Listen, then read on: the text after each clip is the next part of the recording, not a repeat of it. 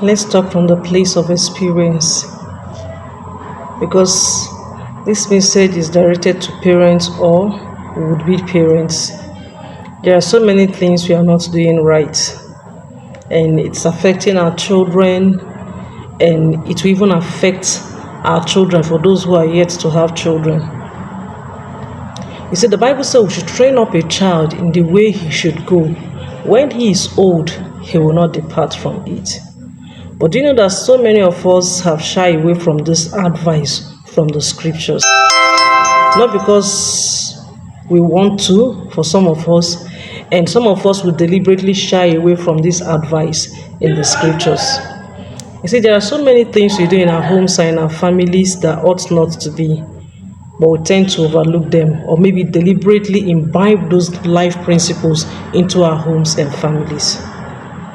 You see, the way you bring up a child and the privileges and opportunity you give to a child in every home will in turn be a way the life of that child is cultured.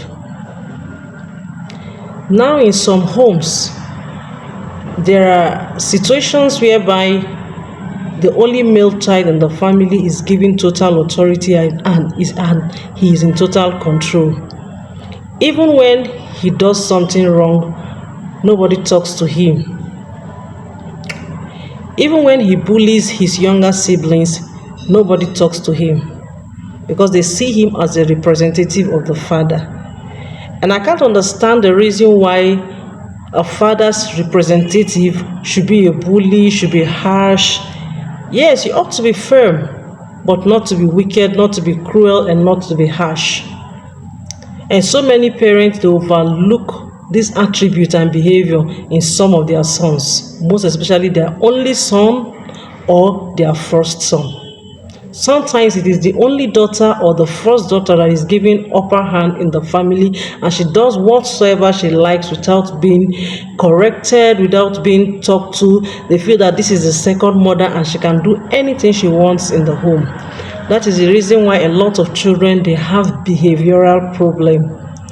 When they grow up with this mindset or this behavior of being left alone, doing whatever they want, they become unruly and become very difficult to handle in their various schools, in the churches, in their homes, and in the schools and in the society. So many of them, they turn out to be bullies. So many of them, they turn out to be unruly. There's a saying that charity begins at home. So when a child is left to himself and does whatever he or she wills in the family without being corrected, when he or she goes out there, they want to repeat the same thing outside, because this way of life has been built over time and it has now become a habit. I remember that whatever habit that is formed is very difficult to break. That is why when you go to our various schools, the society, and wherever you might think of, so many children, they bully their mates emotionally, verbally, physically, and otherwise. They become bullies to other children around them. They become so unruly and difficult to handle. And it's not like their parents are free, because when a child becomes uncontrollable in the home and unruly outside, they will bring that same attribute back home where it started from, and they want to control you as a parent. They want to control you. They want to have the say over your life, which ought not to be. Those areas where you should be advising them, talking to them, directing them, they will be the one that will be telling you what to do. That is the reason why some children beat up their parents without thinking twice, because they were given that opportunity and they overstepped their boundaries.